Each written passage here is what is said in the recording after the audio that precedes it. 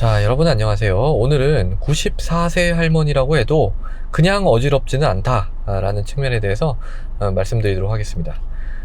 자, 오늘 이제 어떤 환자분이 오셨냐면 94세 할머니였어요. 94세 할머니. 걸어서 오셨습니다. 걸어서 이제 오셔가지고 저한테 그러는 거예요. 너무 요새 어지럽고 몸도 좀 붓는다. 이렇게 이제 몸이 붓는다. 라고 이제 얘기를 하시는 거예요. 야, 이제 이렇게 되면은 의사가 이제 좀 난감해지는 거예요. 왜냐면은 이제 94세 분 같은 경우에는 병력이 되게 많을 거 아니에요. 딱 봐도 이제 뭔가 심상치 않다. 근데 이게 초진이거든요. 초진. 그러니까 처음 오신 분이라는 거죠. 지금 이제 병원에 한 번도 온 적이 있고 처음 딱 저를 보는 거예요. 그럼 뭐 예전에 있었던 피검사라든지 소변검사 아무것도 없고 그냥 딱 있으신 거예요. 그러니까 그런 경우에는 이제 조금 시간을 쭉 이렇게 쓸 각오를 하고 이제 진료를 보게 됩니다. 그래서 이제 제가 이제 얘기를 했더니 이분이 이제 하소연을 하시는 거예요. 이거 해가지고 사실 병원에 여러 군데 가셨나 봐요. 병원 여기도 가보고 A도 가보고 B도 가보고 C도 가보고 했는데 그냥 뭐 약을 주는데 이 약이 뭐 별로 이렇게 뭐 효과가 없고 그냥 뭐 잘 모르겠다는 거예요. 잘 모르고 하고 뭐 약 효과가 없어 다시 이제 가서 효과 없다 이제 얘기를 했더니 공통적으로 하는 얘기가 그거는 할머니 연세 드셔가지고 조금 당연히 94세 되면은 좀 어지럽고 그런 거죠. 그냥 이러고 그냥 사시라.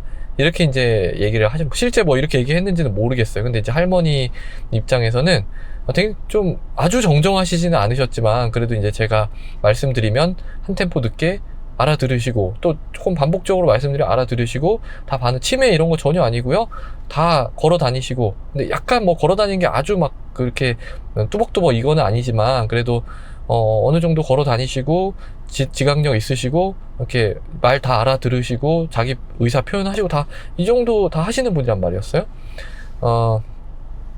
근데 이제 그게 좀 서운하셨던 거죠. 연세 드셔서 뭐 그렇다. 그래가지고 정말 이렇게 나는 힘든데 뭐 계속 이렇게 살아야 되나 해가지고 이제 저는 이제 병원 D가 되겠죠. 이렇게 병원 D로 이제 오신 겁니다. 그래가지고 이제 근데 이제 저는 사실은 이렇게 되면은 사실 뭐 저라고 해서 뭐 이 다른 뭐 의사분들하고 사실 큰 차이 없거든요. 우리나라는 사실 의료 체계가 약간 상향 평준화 돼 있습니다. 다 뭐 공부 잘했던 사람이 뭐 이래가지고 대충 다 쓸 약 다 썼고 뭐 그래서 뭐 그래도 일단은 할머니께서 좀 불편해 하시는 부분에 대해서는 진찰을 하고 만약에 이제 필요하면 검사도 해야죠. 검사해가지고 이제 치료를 해드려야 되는데 그래서 이제 여쭤봤더니 뭐 이제 과거력을 여쭤봐야 되잖아요. 과거력.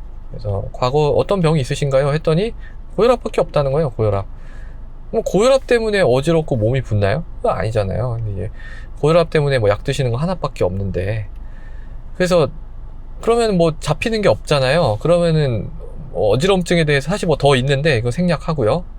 의학적인 거 생략하고 그냥 딱 어지럼증에 대해서 우리가 생각할 수 있는 그런 게 있잖아요. 요 상태에서 뭘 더 해야 될까요? 뭘 더 해야 될까?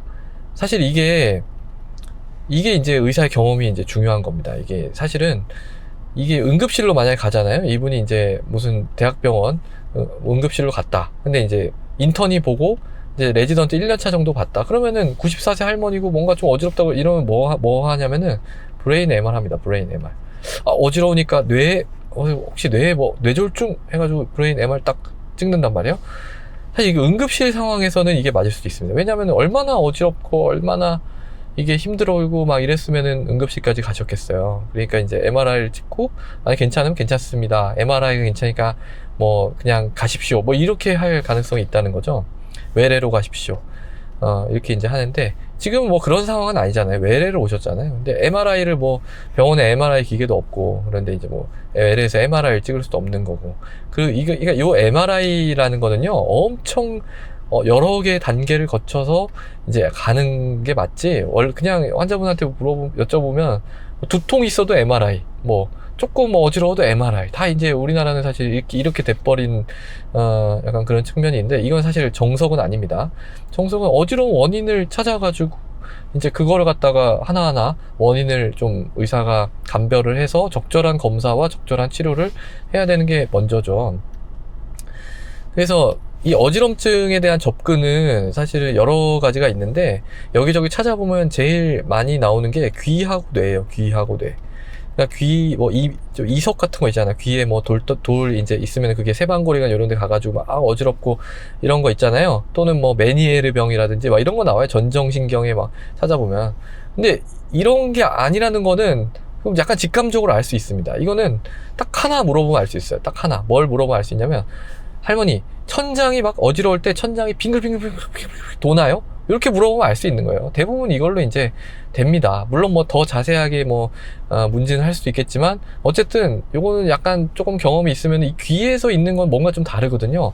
그래서 이제 알 수가 있는데, 이분 전혀 그런 게 아니에요. 뭐 어지럽다는 게 그렇게 어지러운 게 아니라, 그냥 조금 이렇게 걸어 다니면 조금 어지럽고, 좀 이렇게 누워있을 땐 좀 괜찮고, 뭐 이런 식이에요. 그럼 계속 어지럽냐? 그것도 아니에요. 조금 왔다 갔다 하면 어지럽고, 뭐 이런 겁니다.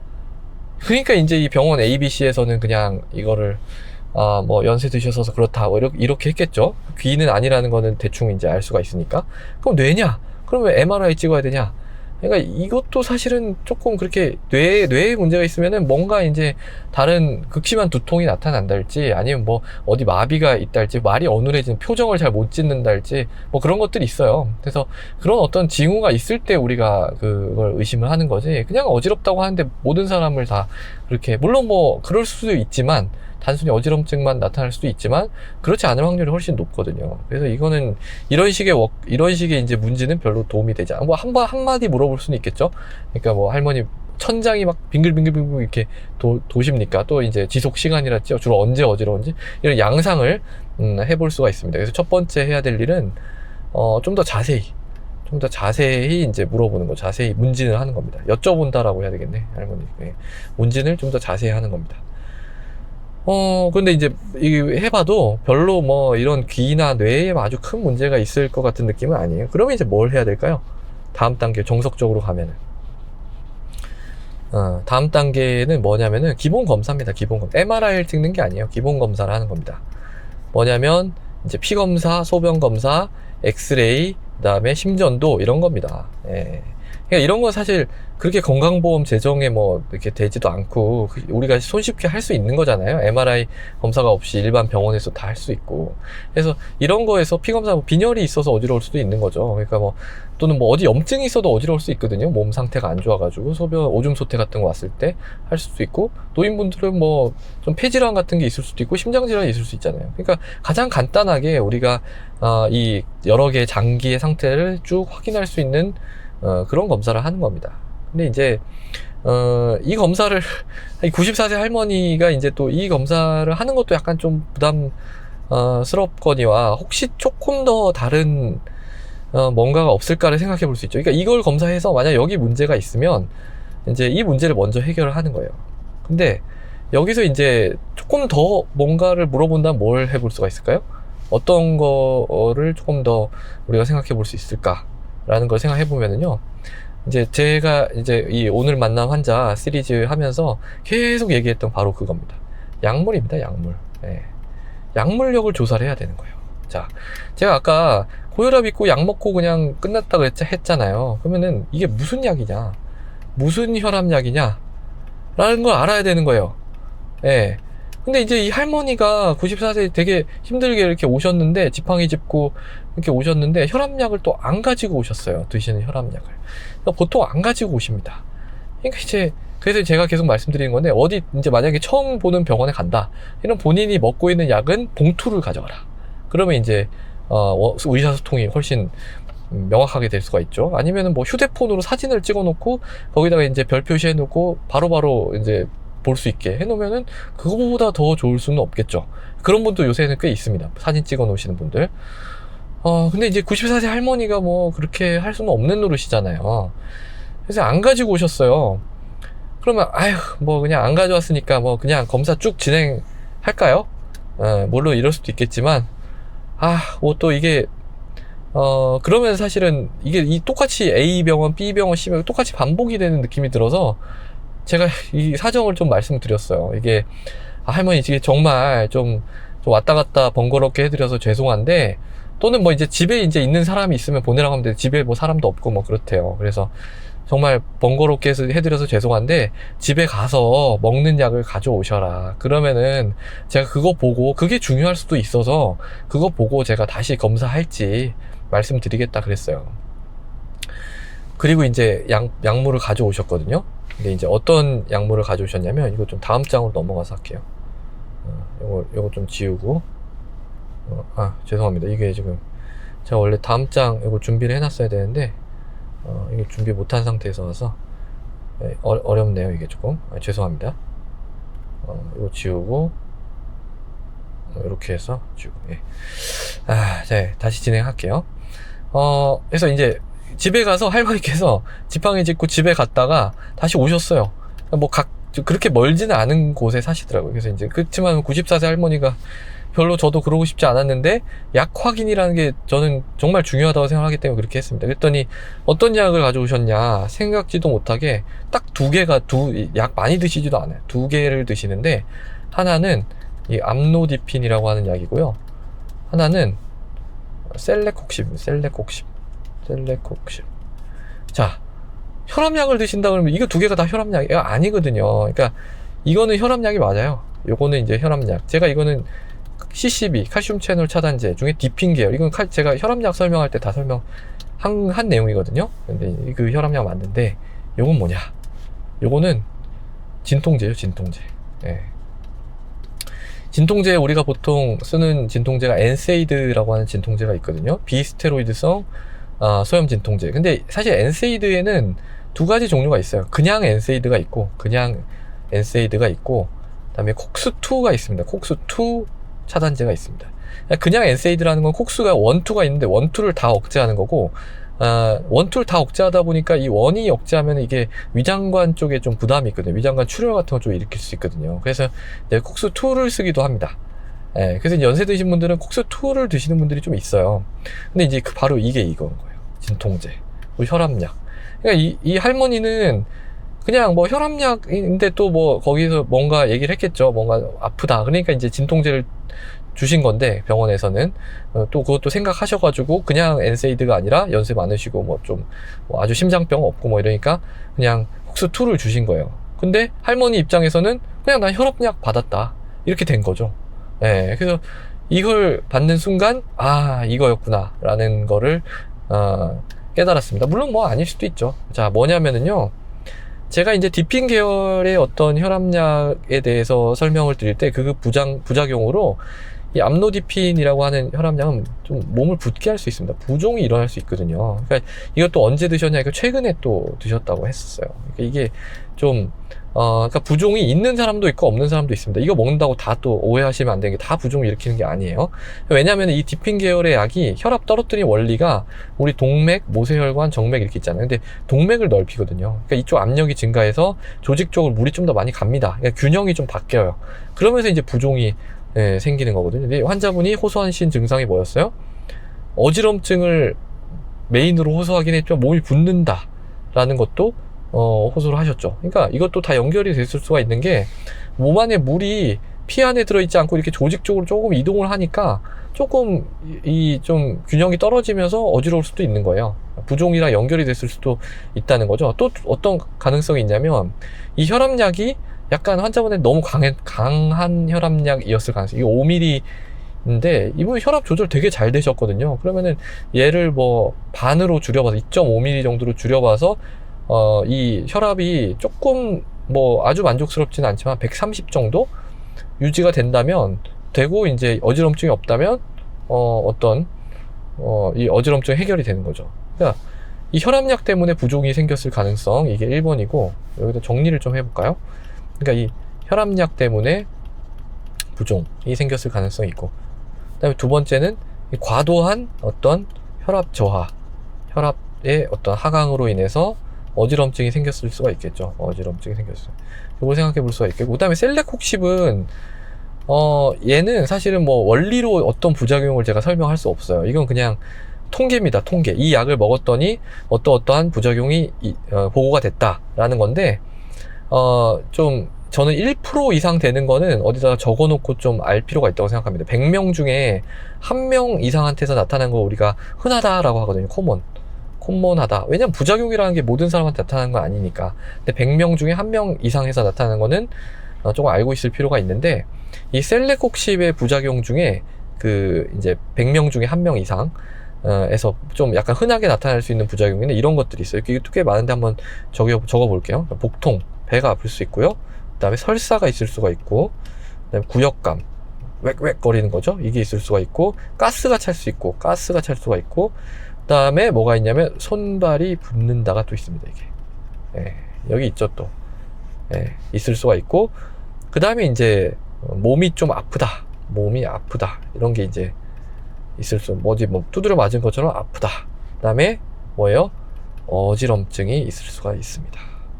그 다음에 이제 불면, 좀 잠자기 어려운 게 있을 수가 있는 거죠. 그러니까 뭐예요? 이 셀레콕십 때문에 어지럼증도 생길 수 있고 손발이 부을 수도 있는 거죠.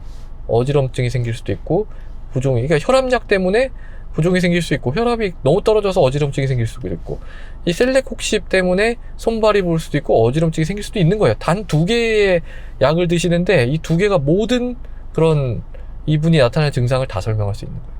자, 그러면 이런 상태에서 제가 뭐 이런 피검사, 소변검사, 엑스레이, 심전도 물론 뭐 이 ABC 병원에서 했는지 안 했는지 몰라요. 근데 했겠죠. 뭐 연세 많으신 분이 이렇게 뭐 붓고 어지럽다고 해서 왔는데 뭐 검사를 안 하지는 않았어요. 환자분도 했는데 괜찮았다고 말씀하셨고, 이런 상태에서 제가 뭐 또 이 비슷비슷한 검사임에 분명한 요걸 갖다가 또 시행하는 건 별 의미가 없잖아요. 그래서 요거를 끊고, 왜냐면 암로디핀만, 혈압약이 뭐 이것만 있나요? 혈압약이 얼마나 종류가 많은데요. 이거 말고 뭐 ARB로 바꾸든지, 아니면 뭐 연세 많으시니까 뭐 사이아자이드 반 정도 쓰는 것도 뭐 괜찮아요. 부종도 있고 하니까. 그래서 이렇게 이제 바꾸고, 이 셀레콕십 같은 거는 뭐 타이레놀, 간 수치 뭐 괜찮고 뭐 하니까 타이레놀 같은 걸로 바꾸든지, 아니면 뭐 트라마돌 같은 것도 괜찮죠. 이렇게 이제 바꿔가지고 조금 지켜보는 겁니다. 사실 이게 뭐 하루 이틀 된 문제도 아니고, 그러니까 해서 그거를 이제 좋아지면은 그것 때문에 그랬었구나 하는 거를 알 수가 있는 거죠. 근데 실제로 이분 같은 경우에는 사실 아직 오시지가 않았어요. 아직 이제 저는 이제 이걸 끊고 바꿔드렸는데, 어떻게 바꿔드렸냐면 ARB하고 이 트라마돌로 바꿔드렸습니다. 바꿔드렸는데 뭐 아직 오시지 않아서 사실 이분이 좋아졌는지는 알 수가 없어요. 사실 뭐, 그리고 영원히 안 오실 수도 있는 거죠. 영원히 이제 안 오실 수도 있습니다. 이 병원 같으면 검사도 안 하고 약만 끊으라 그런다 이러고, 뭐 검사 안 하실, 뭐 이럴 수도 있는 거니까 알 수는 없습니다. 그래서 이건 결론이 안 나긴 했지만, 그래도 이제 뭐 이런 옵션도 있다. 그러니까 뭐 꼭 검사를 통해서 뭔가 뭐 해서, 또 만약에 이분한테 또 검사해서 하면은 여기다가 이제 보통 뭘 추가하게 되면 사이아자이드를 또 추가하게 되거든요. 그러니까 그냥 잘 하지 않고 그냥 뭐 여기다가 뭐 부으니까 이제 붓는 약 쓰면은요, 암로디핀, 셀레콕십, 뭐 사이아자이드 이렇게 이제 되는 거예요. 근데 그렇게 되면 사이아자이드가 또 물 빼니까 더 어지러워질 수가 있고, 뭐 그러니까 약은 점점 늘어나는데 뭐 해결은 안 되는 그런 이제 상태가 될 수도 있는 거죠. 그래서 아마 이분 같은 경우에는 이런 혈압약이라든지 진통제가 어떤 본인이랑 잘 맞지 않았을 가능성이 있는 겁니다. 그래서 여기서 이제 제가 드리고 싶은 말씀은 또 똑같은 얘기죠. 본인이 먹는 약 잘 확인하시고, 다른 병원 간다면 약 봉투 사진 찍거나 이렇게 해서 가져가시면 좋고, 또 이제 이렇게 검사를 만약에 다른 병원에서 했다, 그럼 검사 결과지 그냥 달라고 해서 출력해 뭐 달라고 하면 그거 뭐 비용 거의 안 받거든요. 그래서 출력해서 가지고 있다가 사진 찍어 놓고, 다른 병원 하면 예전에 어떤 병원에서 검사를 했는데 이렇게 나왔다, 그러면 중복 검사를 피할 수도 있겠죠. 그래서 그런 부분에 대해서 좀 말씀드리고요. 그 다음에 이제 이렇게 94세 환자분이라고 해서 뭐 그냥 이 할머니가 어지럽고 이러진 않아요. 아무리 이게 뭐 뭔가 문제가 이제 문제가 있다고 우리는 가정을 하고, 그걸 최선을 다해서 이밸루에이션을 하고 이렇게 치료할 수 있는 거면 치료를 해야 되겠죠. 물론 뭐 이렇게 여러 가지를 따져봤는데도 불구하고 아무것도 안 잡히는 분들도 꽤 있습니다. 그런 경우는 이제 어쩔 수 없는, 우리가 최선을 다 해서 찾아봤는데도 원인을 좀 알기가 어려웠습니다 이러면서, 그런 걸 이제 뭐라고 하냐면 특발성이라고 그래요. 특발성. 또는 뭐 1차성 이런 얘기를 쓰는데, 그래서 이제 이런 경우에는 어쩔 수가 없지만 그래도 최선을 다해서 94세 할머니도 원인을 찾아보고 이렇게 진료를 하는 것이 필요하겠습니다. 자, 그래서 오늘은 이 94세 할머니 케이스에 대해서 한번 말씀드렸습니다. 오늘도 경청해 주셔서 감사합니다.